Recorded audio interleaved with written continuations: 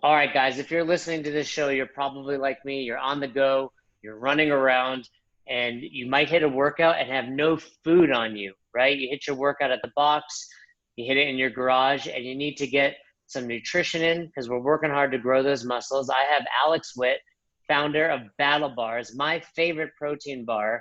And I wanted to just talk to you real briefly about how you got started with Battle Bars.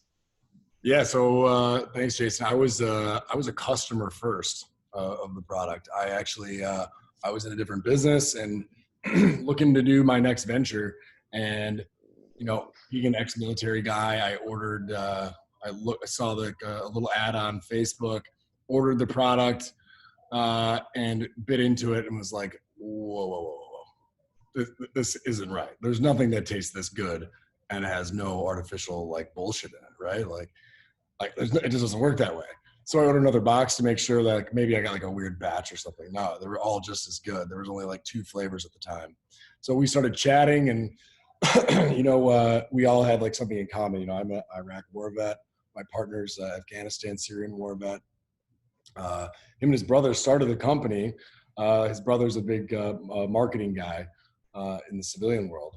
But started it basically because there is no other protein bar or nutrition bar out there, man. It's like everything you eat has this chalky aftertaste where it's like the best of the worst that you eat. So, being in Iraq, Afghanistan, Syria, all the bars they give you are just like your basics, like your Cliff bars, which, they don't taste terrible, but at the end of the day, it's like, that's not giving me the macros I need, the protein content that I need for the training that I need, right? And not giving me the energy truly that I need in a good macro mix.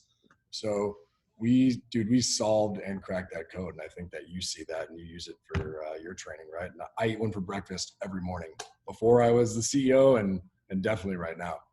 I got to be honest, I save mine for dessert oftentimes because that's what it's like. I feel like I'm getting dessert, but I'm not getting, the junk, the sugar associated with something sweet and delicious.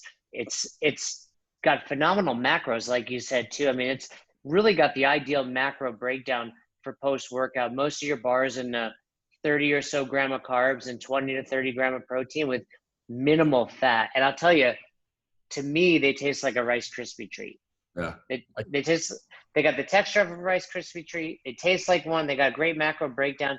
And what really sold me is, I've spoken to you about this before, I'm not a fan of fruity protein bars. Yeah. I don't like the blueberries and the strawberries of the world, but man, your Blue Falcon bar is delicious.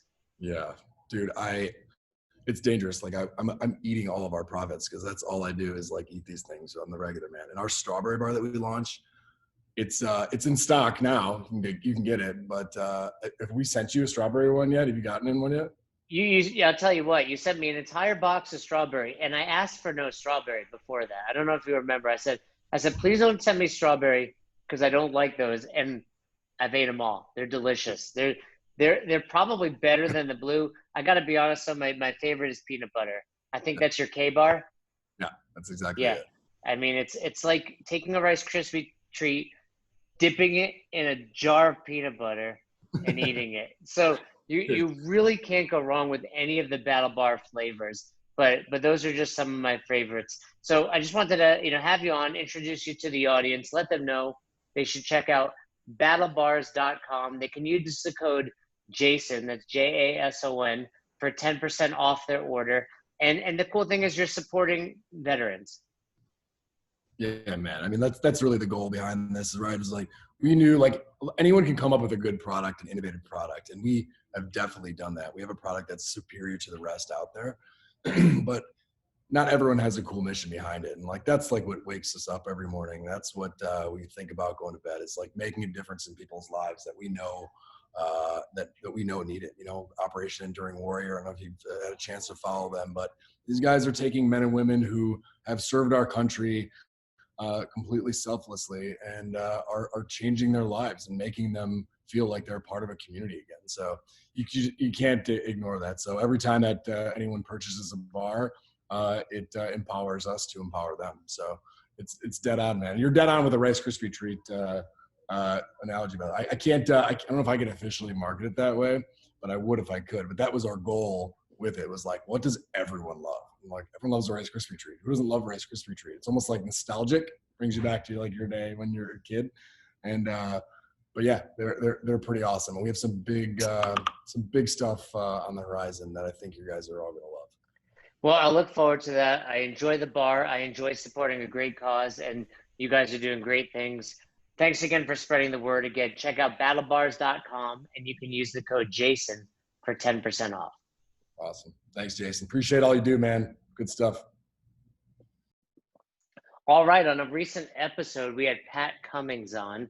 We talked about his questions that he had for new CrossFit CEO Eric Rosa. He had 20 questions laid out. You heard that Fern and I asked them. What did we ask? Maybe 3 or 4. We had a deep discussion on them. I think we got to 5, but that's because there's quite a few in there that have a decent amount of overlap, so you can kind of bunch them together. Well, we're going to continue on that path. Obviously, we have Todd on the show as well today, who will offer minimal to no input on this, but we have mine. Nothing valuable, that's for sure. Hey, Todd, a lot of people were worried about you after the COVID episode. No, man, that's breaking news, dude. Everybody was fired up. How many people? A handful of people reached out just to check in. I guess it's like I'm a circus freak. It's like you start as the circus. Send me a picture. Circus sideshow. You're the first person to know that got it, and then like a day or two later, then I'm the resource. Okay, I just tested positive. What do I expect? So it's an interesting dynamic when you've had this thing. You're like a COVID coach. Yeah, I got you now. I'm gonna have some COVID programming out. You guys can sign up for $20 a month. Lay in bed for 18 hours, read Harry Potter. read Harry Potter. I'm on Jurassic Park now. That one's pretty good too. Oh, I read Jurassic Park back. Who's that? What's the guy's name who wrote those books? I can't think of the top of my head. Oh, Michael Crichton. Crichton. Yeah, that's right. Yeah. He wrote another one that's really good. I think it was called Rising Sun, and that became a movie. Yeah, with like Sean Connery and Wesley Snipes. That's right, Wesley Snipes. Yep. I'm look at me today. I'm just on top of things. I think it's the carnivore diet. My brain is very clear. So clear that I'm debating not being on this podcast anymore for the first time after talking with Fern. Well, it's either that or you have nothing to do and you've been watching a lot of movies. So I got the end of You've almost completed Netflix? Whole thing? Yeah. I've almost it's like finding the end of the internet. He's like, I found it. It's it. No, I got to finish Endgame tonight with Roz, and then Spider-Man, and then I'm done with Marvel movies. Don't spoil it. This is what everybody dies. This is why I roll my eyes when you send me a text about you being busy. Well, and then you're like, "Oh, I've watched 14 hours of Marvel movies this week." And I'm like, I was busy. Right. I was busy. But I was busy. Those movies. Yeah, I was busy watching those movies. More like 60 hours, but yeah. Yeah. All right. To my point. You have the Instagram post pulled up. What's Patrick's Instagram handle again, just so we can give people a place to check him out? P.S. Cummings. That's P.S. Cummings. Yeah, with 2 M's. Yeah, there's 20 questions, and he has a series of posts on there. But the one we talked to him about was this one with 20 questions, and I was reading through again because there's 2 more on here. So number 15 and then number 19. There's a little bit of overlap there. So, and I think it's just, again, a good thought experiment. At one time, CrossFit was a disruptor brand. Is it still? If so, what does that mean for what comes next? If not, what needs to happen not to become disrupted in the future? Which then leads to 19. CrossFit HQ grew in large part because of an eagerness to fight against the status quo. The result is that it pissed off a lot of people in the process, often intentionally. Will this posture continue, or do you imagine softening the brand to make it more palatable for to more people? Yeah, I think there's, like you mentioned, I wouldn't say they're redundant, but there's a lot of overlap in those questions. Yeah. I think it's like, basically, are you going mainstream? Would be like an easy way to sum that up. Todd, what would you classify a disruptor business or a disruptive business? Like, what does a business have to do or be to be considered disruptive? Well, I think what he's getting to is it like CrossFit came in and flipped the fitness industry on its head, right? Saying that everything that you have been doing doesn't work and this is the new way to do it. And at the beginning, there was a lot of people that didn't believe that that was the case. And at this point, I think he's spot on, stating that. And I don't think that anybody that has done CrossFit for a while would argue that point, that they came in and disrupted the entire fitness industry. I mean, look at all the different facets of fitness that CrossFit kind of brought under one umbrella, told us that the way we were doing that version of fitness was wrong. Olympic lifting, there's no way you can do more than 1 to 3 reps and, rest in between or whatever. It's never going to work. And now we've got people that are CrossFit Games athletes at the Olympics, right? And pairing everything together. But the question on, are we going mainstream? I think that transition has already been made in the sense of like, you look at the CrossFit Health Initiative and trying to make this mainstream. It's like the message has been less of the elite, which it was early on, and now it's more of the, hey, this is for my parents, this is for our grandparents, this is for the people who have never exercised, off the carbs, off the couch. Like, I think it has gone mainstream, and I think it has disrupted the fitness industry so much that every single like Globo gym has a quote unquote functional fitness area that has bumper plates and kettlebells and pull-up bars, and to what we know as a CrossFit space.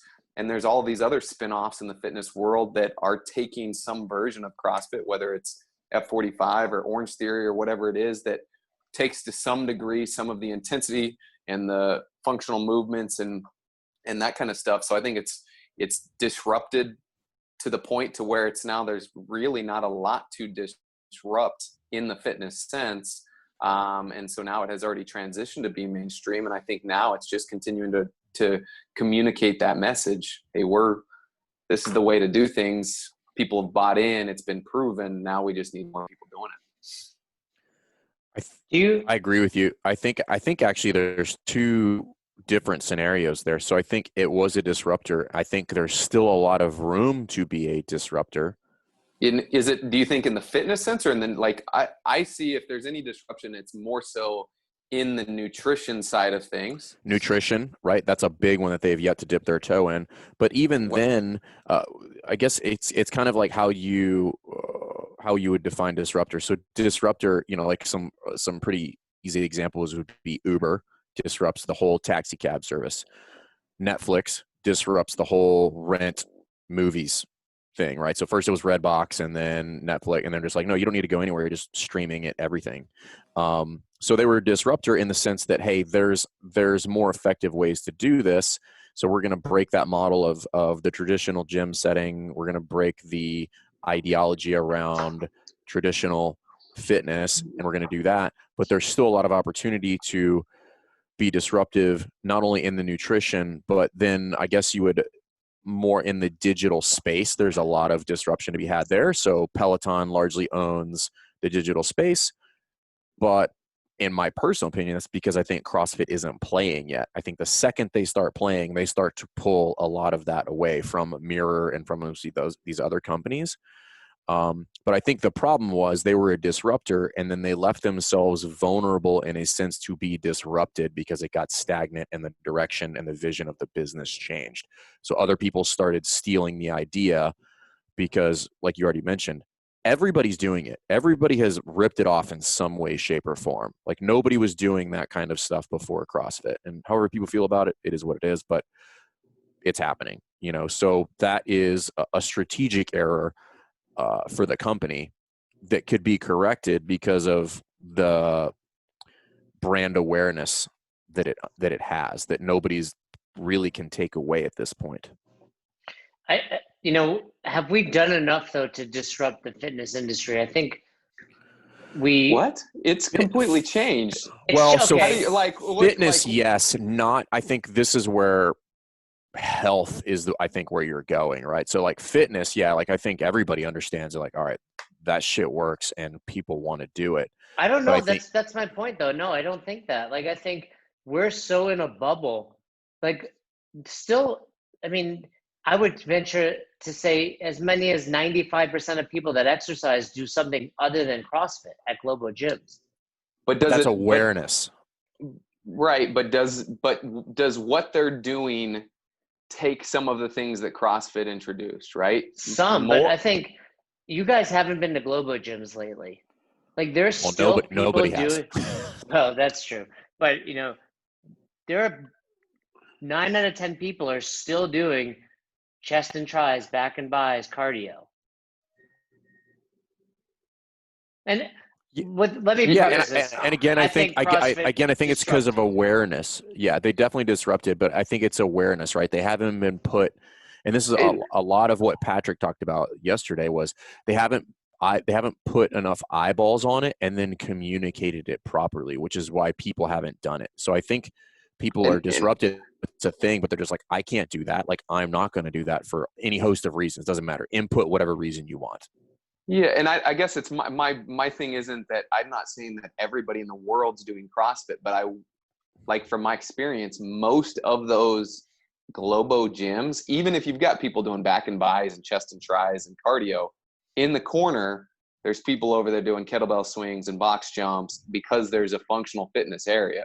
So I'm saying it's disrupted because 10, 12 years ago, that corner wasn't even there. That wasn't even an option to have bumper plates and do Olympic lifts or any of that stuff in there. So it's disrupted it enough to change maybe not the model of that gym or fitness, but they have to accommodate it. They have to accommodate. I mean, and we see that in the hotel gyms that we go to. Like when we started traveling for CrossFit, how often was there a kettlebell in the gym, like the hotel gym? Next to never. Yeah, and now how often are they not there? Next to never. Right? So like, I think that in that sense, it's disrupted it. Now, is there a ton of opportunity to get more people doing this? Well, absolutely. But it's changed the thought process. And I know even for myself, and I've mentioned this a lot, like everything that I learned from fitness up until I got into CrossFit came from Men's Health magazine. I had a subscription for who knows how long, 10 years, I feel like. Yeah, so Maxim also. You have a Maxim magazine? No, Maxim. I definitely had Maxim. Yeah, for sure. You still in your bedroom, didn't you? In your new place, didn't you hang up some of those posters from Maxim? Maxim magazine was always like my favorite to take on like an airplane. Just entertaining. Yeah. Oh, geez. But you look like a weirdo. But when you read that, the stuff that was in Men's Health was not what it is now, right? It was all directed towards the back and by and all that stuff and the whole grains and all this. And if you get a magazine now, Men's Health magazine now, what are you going to see in there? Yeah, well, you'll see. Matt Fraser's been in there, right?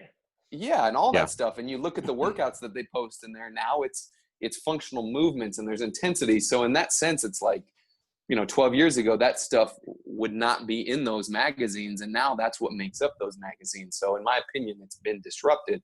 There's still. I'd be curious to see when, so on that note, when did the term functional fitness start to become a mainstay?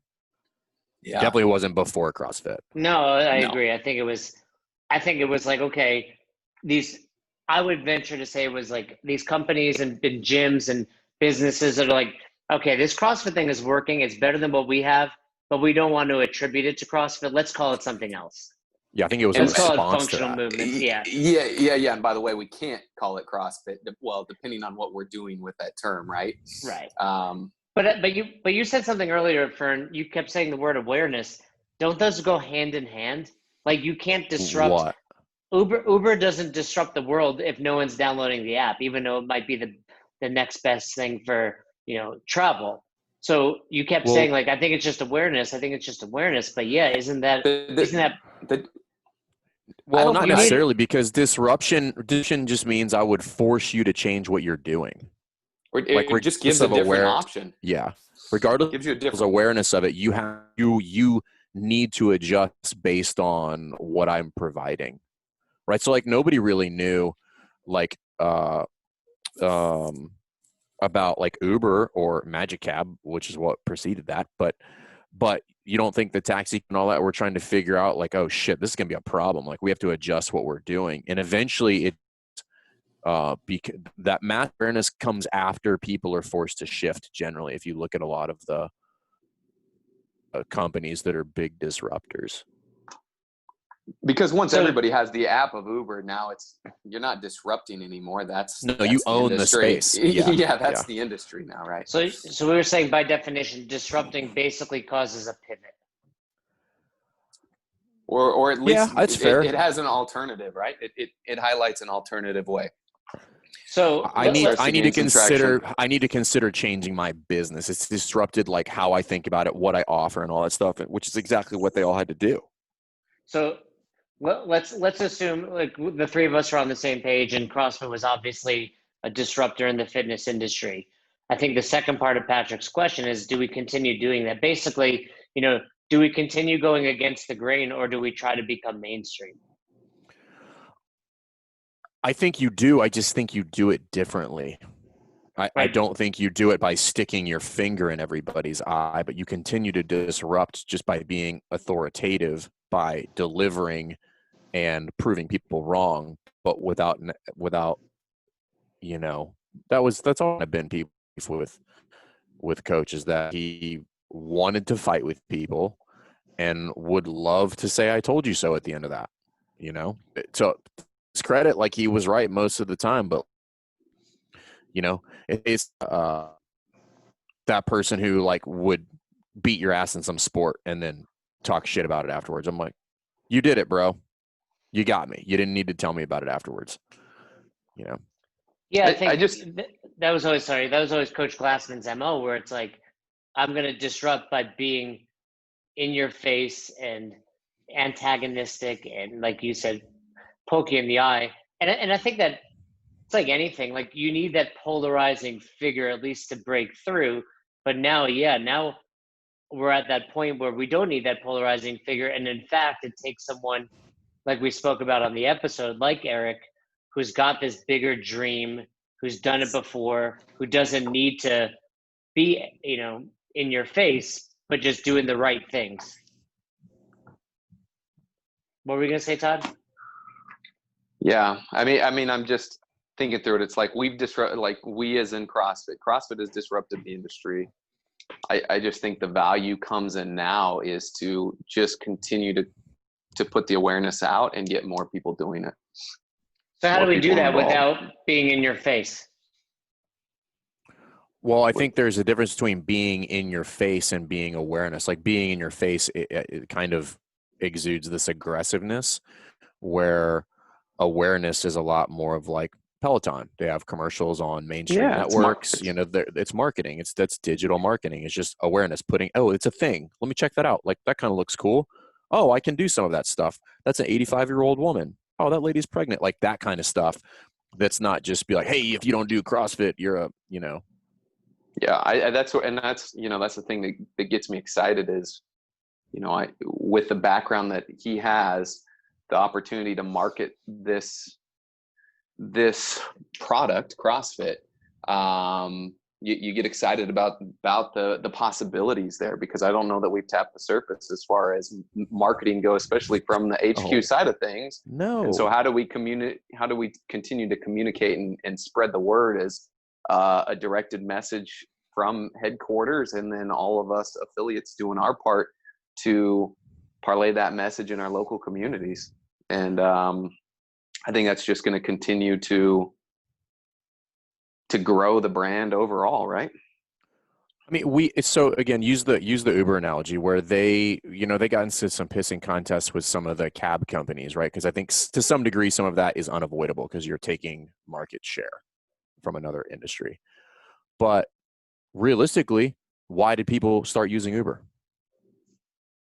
It was cheaper, easier, more convenient, more effective, right? Yeah. So why would you not continue to be a disruptor if what you have is more effective? Like it would be foolish not to, because it's so easy, because what you have is superior.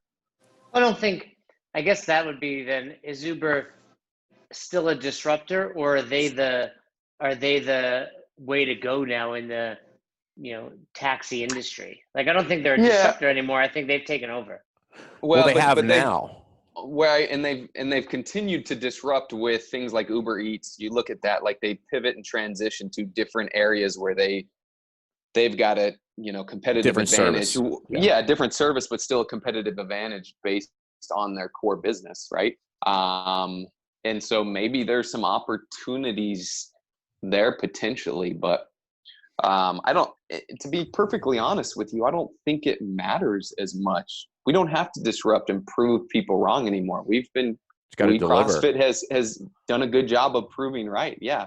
Now we deliver, and we deliver by executing the product that we know we are, right? Because there's still people out there potentially that thinks that CrossFit's dangerous, or that certain gyms aren't qualified to be an affiliate, or whatever you want to call it. And so how do we continue, or how do we deliver, is continue to bring up the quality of our coaches, which I think CrossFit does a good job with, but can continue to work towards, continue to spread the message and get more people in the door. The more people that are in the door, the more results that are going to be proven, right? Yeah. I mean, Yeah, I think that's good. no, I mean, I guess, yeah, you're right. I mean, ultimately the goal is to prove that your product is superior. And we do you think CrossFit has done that yet? Like, really, like, the three of us understand, the listeners understand intensity, results, etc. But I don't think there's any question about it is superior. I think the question now lies is the message has been lost in translation about like how to do it, who it's for, and that realistically we all know that it's everybody can do it, but it's not for everybody, and changing that mindset so that people look at it a little bit more like, I don't know, any one of those other fitness brands that people are not super scared to go into because messaging and how it was portrayed was a little bit better. So yeah, I don't think there's any question about like whether it's superior. I think it's about the communication of like what the actual benefit of doing and living this lifestyle are, because everybody just associates it with like hardcore fitness, the games, when we all know none of that's what actually happens in the affiliates every day. And not like I don't agree that everybody associates it with that. I there's different people associate it with different things, right? So more messaging, I don't even know that it needs to be perfectly consistent messaging, because like you already said, it's for anybody. Now it might not be for everybody, right? Because it might not be the right flavor for you. So if it's for anybody, the messaging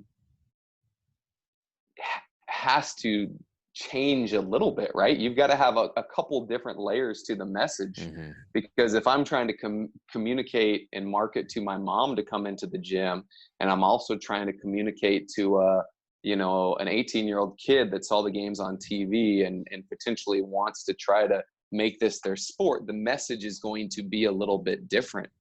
And so figuring out how to bridge the gap, how can we communicate this in a way that this is something that it's the same program and it's going to work for both of that and both of that demographic. So I think that part of it will be a little bit interesting and continue to be so. But to this point, I just don't know that there's been a lot of continuity in messaging in general. And so yeah, and that's a lot of what we talked about with Pat yesterday. I was going to say more so on the affiliate level, but certainly where we spoke about you really have to be going after a specific demographic. We reference a lot of like 65-year-olds, and the messaging needs to be clearly geared towards them, where the overall message of CrossFit has to be anyone can do this if we're really going to take over. And I think there's fault to be had for both parties, right? So HQ, as far as like their dissemination of how to do that, like how to message properly, and the affiliates for not taking ownership of it because they expected CrossFit to do it, right? So like, does it matter? Not really, but it's just like if we both come to the conclusion that, hey, like both sides of that should do and could do better, then that's really, I think, should be the end of the discussion. Now let's go ahead and do that. Yeah. So let's wrap this up with this question. Could we have achieved what we have? Would we be here right now if Glassman wasn't as polarizing as he is? I don't think so. No way. Like, if he hadn't come in and flipped everything upside down and not been afraid to tell people that they're wrong, and then been able to prove that he's right and that they are wrong, we would have never gotten here, right? Because look at how many people, once again, like I mentioned at the beginning, told him that the way that we're choosing to do this is wrong, and tried to prove it to you, and he pretty much proved it the opposite, right? Or we did as athletes and affiliates. But had he not been willing to step up and battle that, take on that battle, I don't think we'd all be here. So off topic, but still on topic. With that being said, does Glassman have a re-entry point to this space? I don't think so. Not to this space. Maybe something in health later on down the road. But yeah, not saying he's going to be, CrossFit vice president or working for CrossFit, but do we get to a point where people step back and appreciate that we wouldn't be here? I don't want to turn it into that whole thing, but I think you're kind of saying two different things, right? To step back and appreciate is one thing. To think that he steps back in to the space is another thing, right? So I don't think any of us should not appreciate what got us here. If in 3 years there's a biography written by him, do you read it? More than likely. No? Yeah. Oh, I yeah, think you so. would. Okay. Yeah. Why not? I agree. I mean, I certainly would. I would write it. He'll probably ask me to ghostwrite it. At least do the audio version of it. Definitely not the audio version. Yes.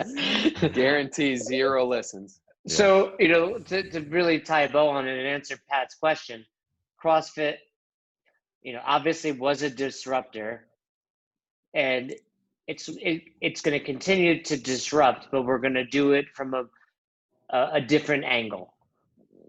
Yeah. Is that a good way to put it? More strategic, less head on and more flank. Like it doesn't have to be a head on fight every single time. So with that being said, Peloton's a disruptor, right? We've used that one as is Uber. They didn't have someone, at least that I was aware of, antagonistic. So it's possible to be a disruptor without having that polarizing figure. For sure, but they didn't flip the idea of fitness on its head. They just flipped the idea of digital delivery of fitness on its head. They're different. Well, yeah. And I think the industry dictates how you disrupt too. It wasn't like Uber had to come in and say that all taxi cabs suck in order to make Uber effective. You just created a product that's effective. So I think, you don't have to tell everybody they're wrong in order to be a disruptor. Yeah, people will figure it out. Can If you the product's strong disrupt enough within a disruptive industry? In other words, can someone come in the CrossFit space and disrupt that? Yes, by being more effective. That will always win. So in order to be a true disruptor, you basically have to be a more effective alternative. If you want to stick around, so I can disrupt things or for a short period of time, like Gym Launch is one. Disrupted the way people thought about marketing. Now, not in a good way, but turned some heads, had a lot of people considering some things, didn't make things go well for a lot of affiliates. But, I mean, nobody's talking about them anymore. They've already shifted to a new demographic and new business idea.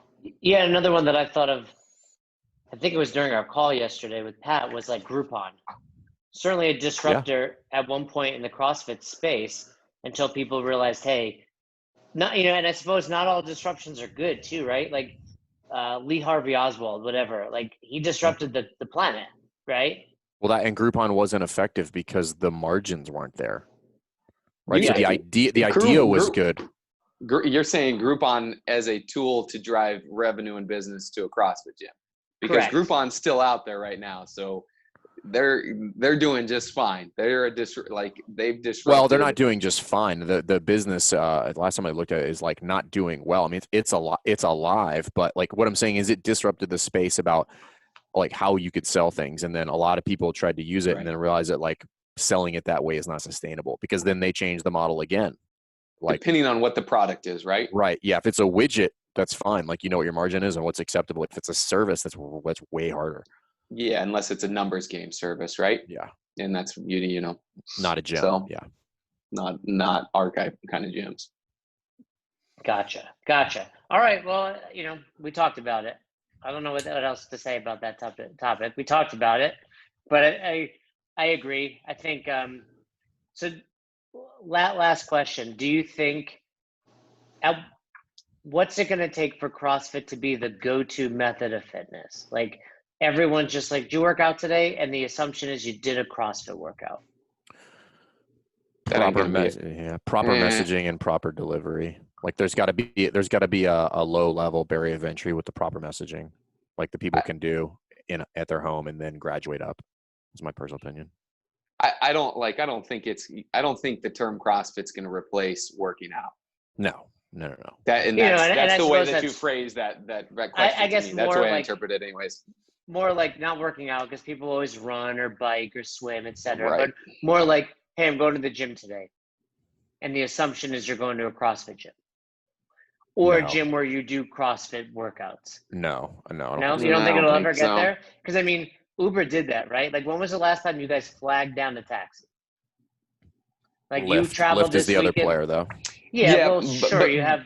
But the truth is Uber came in first, and so it's like, hey, I'm going to grab an Uber, even if you're grabbing potentially a Lyft, right? It's like Kleenex, right? Yeah, you come in. Yeah, so Uber is a verb, right? Just like Google is a verb. Right. Like, so I'm going to Uber.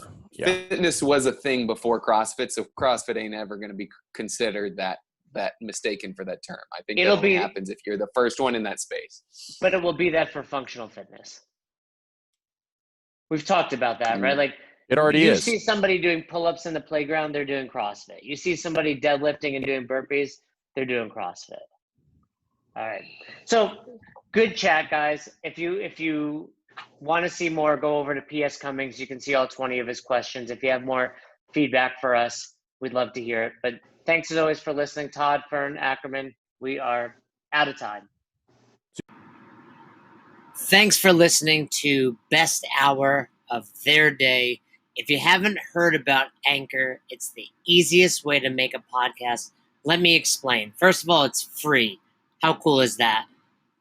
There's a creation tool that allows you to record and edit your podcast right from your phone or computer, so it becomes super simple. Some of these episodes with Fern or Todd or myself chatting with one another, we've done right within the app itself. Anchor will make it easy to distribute your podcast to all platforms, Spotify, Apple, and many more. And you can make money from your podcast with no minimum listenership. It's everything you need to make an awesome podcast in one place. All you have to do is download the free Anchor app or go to anchor.fm to get started today.